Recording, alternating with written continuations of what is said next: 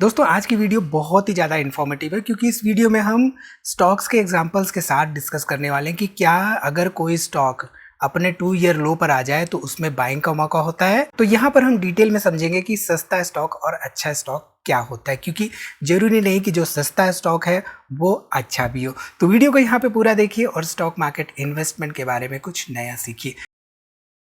नमस्कार दोस्तों, मैं उमेश त्रिपाठी आपका स्वागत करता हूं स्टॉक फॉर रिटेल पर स्टॉक मार्केट से जुड़ी एक नई जानकारी के साथ। ध्यान रखिए, जो भी स्टॉक्स या जो भी एग्जांपल्स हम यहां पर डिस्कस कर रहे हैं वो किसी भी तरह के बाय या सेल कॉल्स नहीं है। अब मैंने आपकी स्क्रीन पर लगा दिया है रिलायंस का ये ऑल टाइम चार्ट। अब यहाँ पे ये जो पर्टिकुलर चार्ट है, right, it is an interesting chart to learn about stocks which are down for more than 2 years और मोर। यानी कि कुछ सर्टेन स्टॉक्स होते हैं जिनमें कि 2 साल या 3 साल, कभी कभी तो 4-5 साल तक गिरावट होती है। तो ऐसे स्टॉक्स में हमें क्या एनालिसिस करनी चाहिए, कैसे हमें पता करना चाहिए कि वो सस्ता है या अच्छा है। तो दो तरीके होते हैं इसके। एक तो टेक्निकल लेवल्स पे हमें देखना होता है कि हिस्टोरिकली जब जब उसमें 1-2 साल के लिए गिरावट हुई है तब तब वो क्या उसने एक नया हाई बनाया या नहीं। एंड साथ ही साथ fundamentals, business study and management की इंफॉर्मेशन हमारे लिए इंपॉर्टेंट होती है। तो आगे आपको क्लियरली स्टॉक्स के एग्जांपल्स के साथ सीखने को मिलेगा, समझ में आएगा कि ये सब बातें होती क्या है और कैसे हम करते हैं। अब यहाँ पे देखिए, तो 2020 में थोड़ी सी गिरावट हुई थी, यहाँ पे 2021 में थोड़ी सी गिरावट हुई थी। ध्यान से देखेंगे तो काफ़ी समय के लिए स्टॉक जो है एक कंसोलिडेशन जोन में चला जाता है एंड गिरावटें छोटी छोटी होती हैं। अब यहाँ पे 6 महीने, 7 महीने, 8 महीने से ज़्यादा की गिरावट नहीं दिख रही है। बट अगर मैं पीछे चला जाऊँ, हिस्ट्री में जाऊँ, तो आप देखिए यहाँ पे 2007 के बाद से गिरावट हुई 2009 तक, करीब करीब 2-2.5 साल तक इसमें गिरावट हुई। और इस गिरावट के बाद भी स्टॉक काफ़ी लंबे समय तक कंसोलिडेशन करता रहा है। यानी कि 2016-17 तक स्टॉक उन्हीं लेवल्स पे था जिस पे कि 2007 में था। अब कोई लॉन्ग टर्म इन्वेस्टर होगा तो उसे लगेगा कि यार 10 साल से तो मैंने स्टॉक को रख रखा है अपनी पोर्टफोलियो में, मुझे रिटर्न्स देने के बजाय, मल्टीबैगर देने के बजाय वहीं पर है जहां पर था। तो अब यहाँ पे आती है कंपनी की ओवरऑल बिजनेस, कंपनी की ओवरऑल फंडामेंटल्स। तो फंडामेंटल्स देखने के लिए हम क्या करते हैं, कौन से इंपॉर्टेंट पैरामीटर्स होते हैं, क्योंकि ज़रूरी नहीं कि जो स्टॉक 2 साल से गिर रहा है वो आगे नहीं गिरेगा। तो ये समझने के लिए फंडामेंटल्स हमें देखना होता है। अब यहाँ पे आप देख लेते हैं एक छोटा सा एग्जाम्पल गुडईयर का। गुडईयर ये जो पर्टिकुलर कंपनी है 2017 में, 2018 में इनफैक्ट यहाँ से मार्च 2018 से गिरी थी और यहाँ पे देखिए तो मई 2022 तक उन्हीं लेवल्स के आसपास थी। अब कहने का मतलब ये है कि 3-4 साल से कोई सर्टेन स्टॉक गिर रहा है तो हिस्टोरिकली क्या वो गिरा है पहले भी या नहीं, ये जानना हमारे लिए जरूरी होता है। इसके साथ ही साथ फंडामेंटल पैरामीटर्स जैसे कि return on equity, return on capital employed, dividend. अब देखिए, डिविडेंड एक इंपॉर्टेंट पैरामीटर होता है हमारे लिए। मान लीजिए कोई कंपनी 3-4 सालों से गिरावट हो रही है स्टॉक में, लेकिन बिजनेस तो उसका ठीक ठाक चल रहा है। ऐसे में कंपनी अगर डिविडेंड कंसिस्टेंटली दे रही है तो वहां पे सस्ते और अच्छे के बीच में फर्क हमें पता चल जाता है, राइट। तो यहाँ पे रिटर्न ऑन इक्विटी 12% के आसपास है गुडईयर का, रिटर्न ऑन कैपिटल एम्प्लॉयड 15% के आसपास है, डिविडेंड यील्ड देखिए 3.16% के आसपास है, कंपनी प्रॉफिटेबल है, डेट टू इक्विटी मात्र 0.04 है, पेट्रोस्की स्कोर 9 का है। 9 के ऊपर पेट्रोस्की स्कोर होता ही नहीं है। पेट्रोस्की स्कोर क्या होता है, ग्राहम नंबर क्या होता है, वैल्यूएशंस कैसे हम जज करते हैं, ये सब बातें एज ए रिटेल इन्वेस्टर हमें पता रहनी चाहिए। तभी हमें समझ में आता है कि मार्केट में जो शेयर का प्राइस चल रहा है वो अपने वैल्यूएशंस को जस्टिफाई कर रहा है या नहीं। ठीक है, यहाँ पे price to earning ratio Goodyear का देखिए तो 22.8 के आसपास चल रहा है एंड पीजी रेशियो यहाँ पे नेगेटिव में है। पीजी रेशियो नेगेटिव होने का मतलब है अर्निंग्स ग्रोथ कहीं ना कहीं से नेगेटिव हो सकती है। ठीक है, इसके साथ ही साथ यहाँ पे आप देखिए तो दिसंबर 2014 में करीब 1564 करोड़ रुपए के आसपास सेल्स था। यहाँ पे नेट प्रॉफिट 101 करोड़ का था। 2023 आते आते यहाँ पे 2900 करोड़ रुपए के आसपास ओवरऑल सेल्स हो चुका था एंड नेट प्रॉफिट हो चुका था करीब 123 करोड़ के आसपास।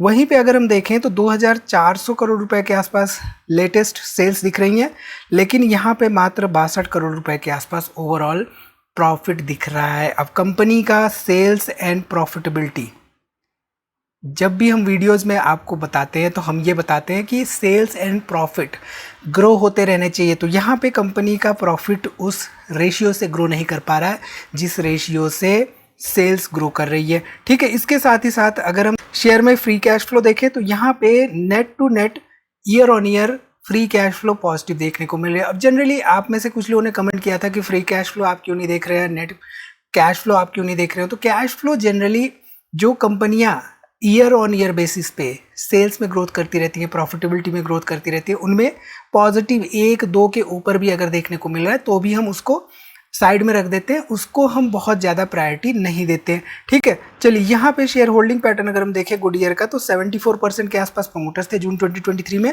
पब्लिक यहाँ पे 17% के आसपास थी, एंड यहाँ पे करीब करीब 8% के आसपास हमें एफआईआईज एंड डीआईज देखने को मिल रहे थे।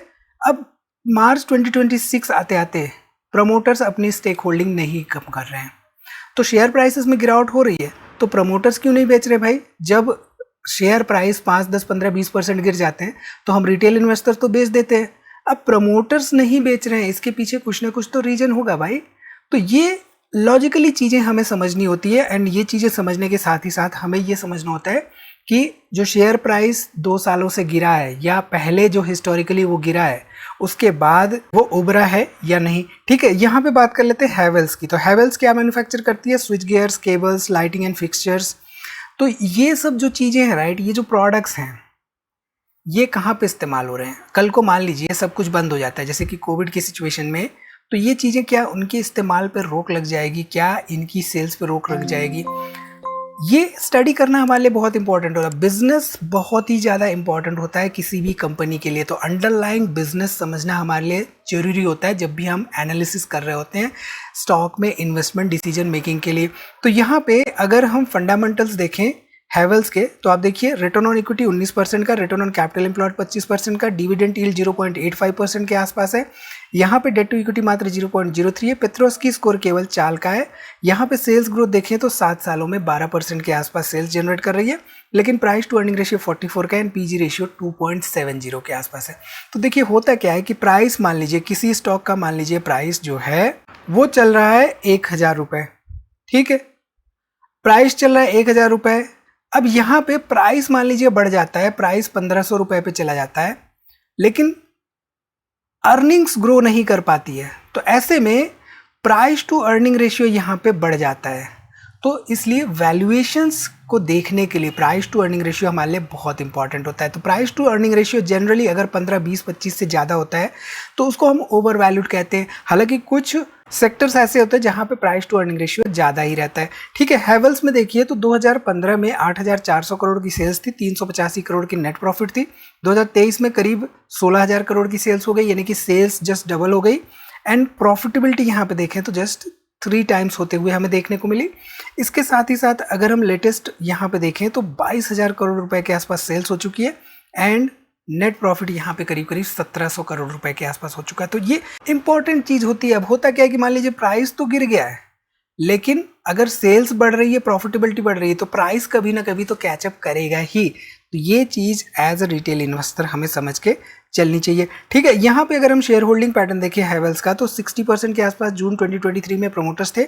यहाँ पे पब्लिक 7% के आसपास थी, और यहाँ पे आप देख सकते हैं करीब करीब 33-34% के आसपास आपको एफआईआईज एंड डीआईज देखने को मिल रहे थे। लेटेस्ट डाटा के हिसाब से यहाँ पे भी प्रमोटर्स बने हुए हैं। तो शेयर प्राइसेस अगर गिर रहे हैं, प्रमोटर्स बने हुए हैं, तो क्या समझना चाहिए, कमेंट करके बताइए।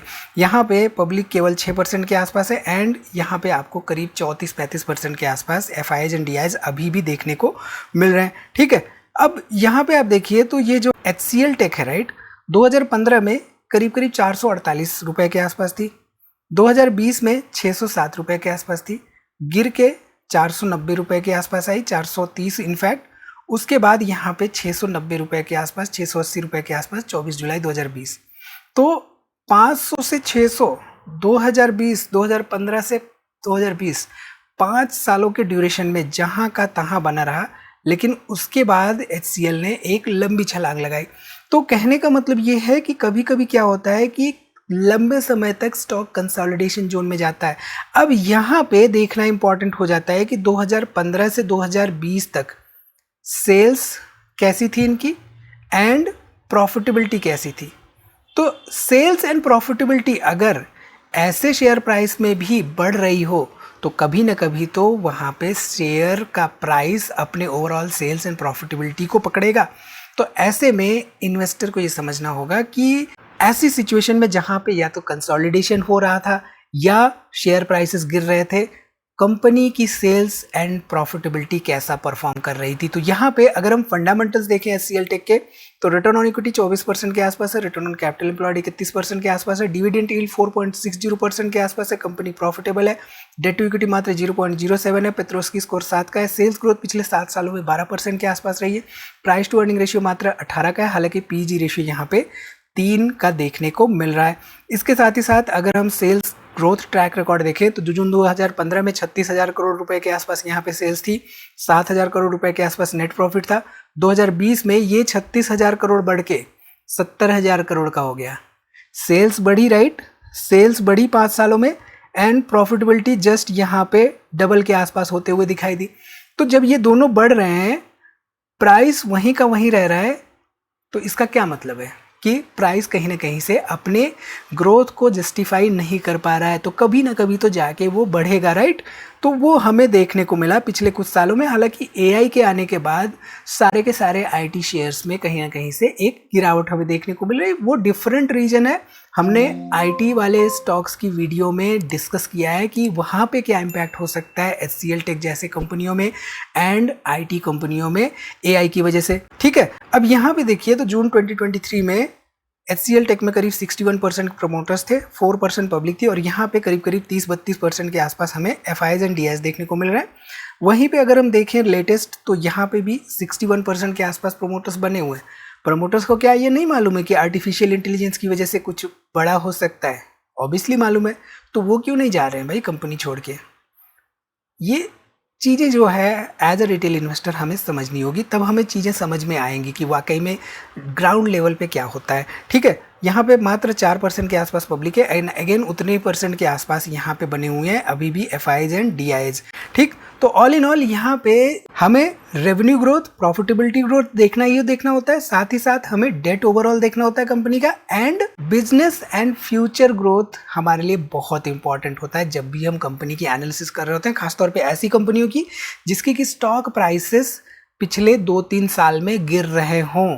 अब यहाँ पे तभी कॉन्फिडेंस आएगा जब हमें ये समझ में आएगा कि हाँ भाई प्राइस गिरने के बावजूद सेल्स बढ़ रही है एंड प्रॉफिटेबिलिटी कहीं ना कहीं से बढ़ती हुई दिखाई दे रही है। अब यहाँ पे फ्यूचर एंटरप्राइजेस लिमिटेड का एग्जांपल ले लेते हैं। 2008 में प्राइस करीब 850 रुपए के आसपास था, गिरा, 2009 आया, 1 साल हो गया, फिर थोड़ा सा रिवर्ट हुआ, फिर यहाँ पे 2010-11 आ गया, 2-3 साल में प्राइस गिरा, राइट।